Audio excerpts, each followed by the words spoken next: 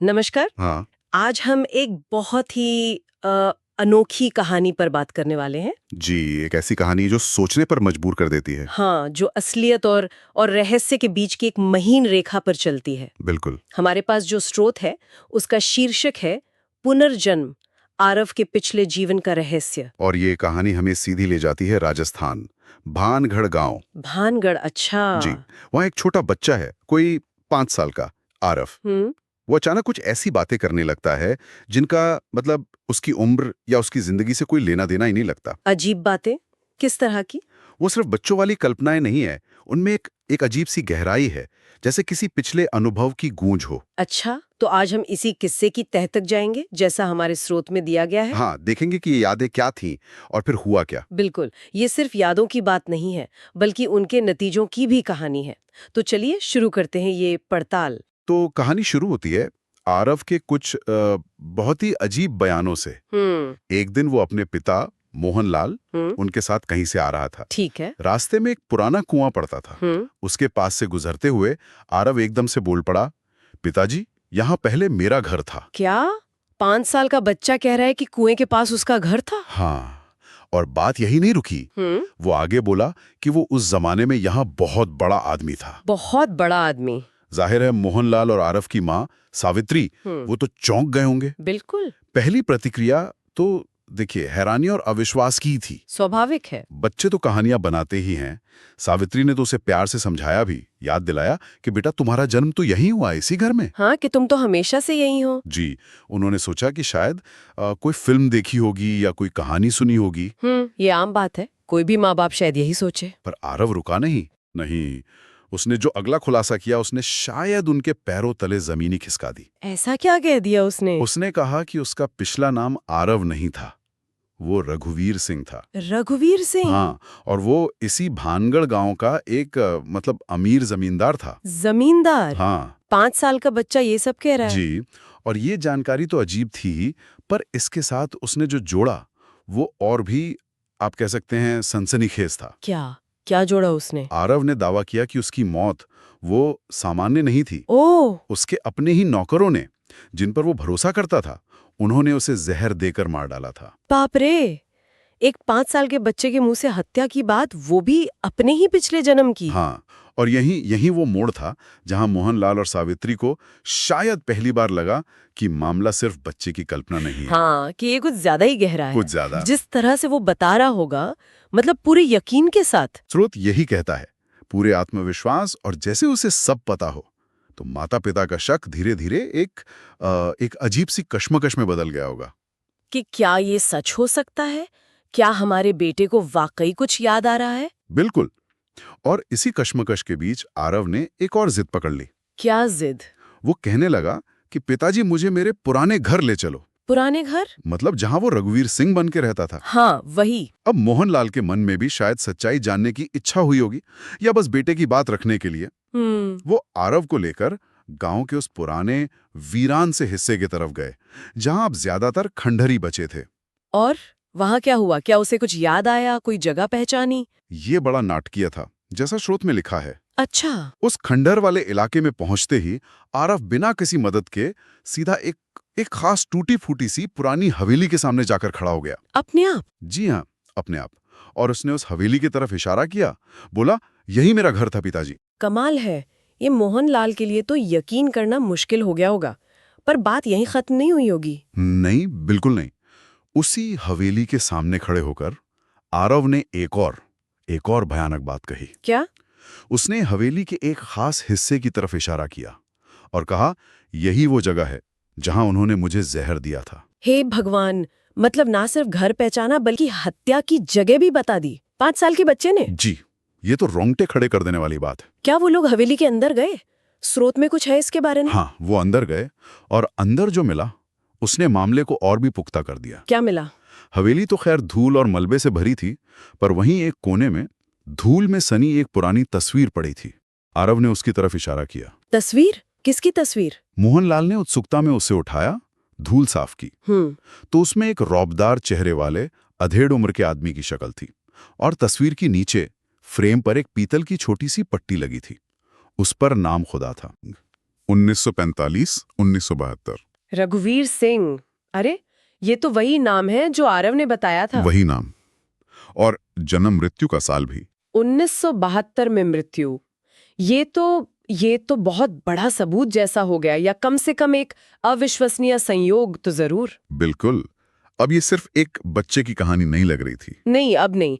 अब उनके पास एक नाम था, एक चेहरा, जी मौत का साल और हत्या की कथित जगह। जी।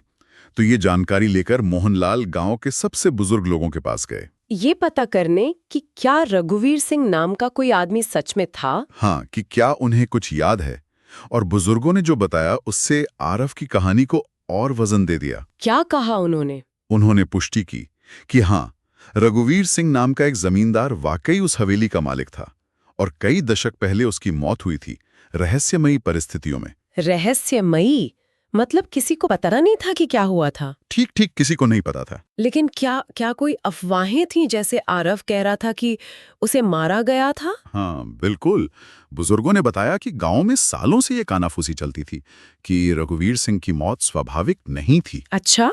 शक था कि उसके ही कुछ नौकरों ने जमीन जायदाद के चक्कर में, लालच में उसे रास्ते से हटा दिया। लेकिन ये सिर्फ अफवाह थी, कोई सबूत नहीं था? कोई सबूत नहीं था, बस बातें थी। कमाल है, गांव की दबी छुपी बातें और एक 5 साल के बच्चे की यादें कैसे मिल रही थीं? हाँ, ये हैरान करने वाला था। क्या आरव ने उन नौकरों के बारे में कुछ और बताया जिन्होंने कथित तौर पर मारा था? हाँ, यही कहानी और भी ज्यादा पक्की हो जाती है।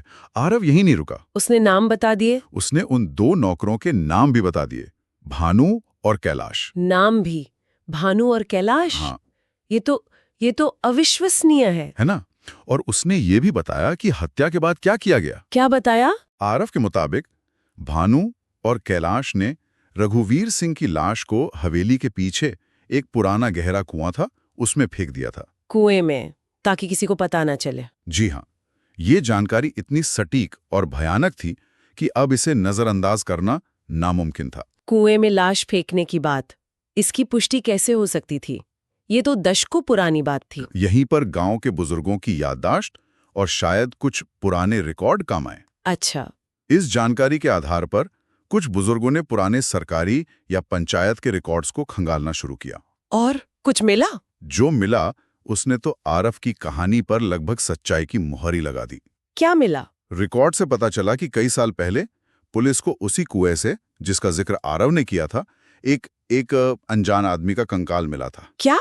उसी कुएं से कंकाल मिला था? हाँ, वास्तव में मिला था, लेकिन उस समय पहचान नहीं हो पाई थी, कोई सबूत नहीं मिला, तो मामला अनसुलझा मानकर बंद कर दिया गया था। बाप रे!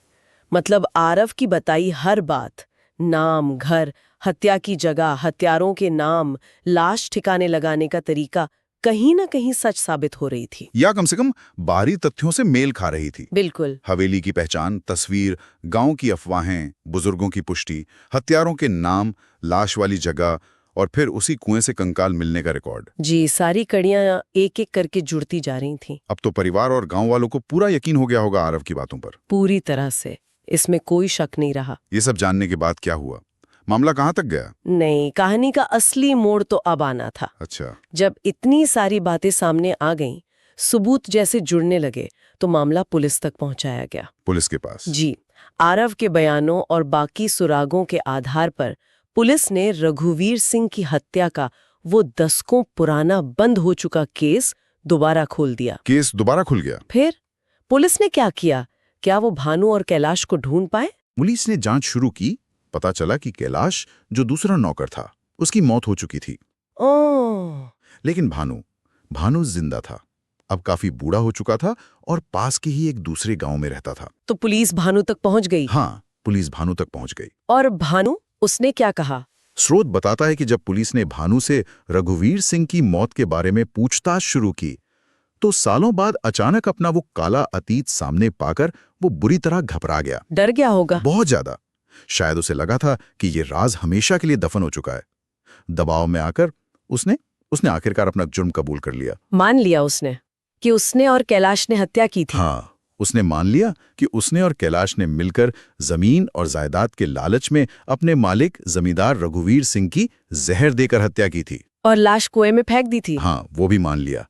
दशकों पुराना एक अपराध एक छोटे बच्चे की अविश्वसनीय यादों की वजह से आखिरकार खुल गया और सुलझ गया। ये तो न्याय की एक बहुत ही अजीब सी जीत है। पर आरव का क्या हुआ? जब ये सब हो गया, भानु पकड़ा गया, तो आरव ने क्या कहा? यहाँ पर कहानी एक और बहुत रहस्यमयी और भावनात्मक मोड़ लेती है। कैसे? जिस दिन भानु ने अपना जुर्म कबूला, उस शाम आरव अपनी माँ सावित्री के पास गया। बहुत शांत था वो।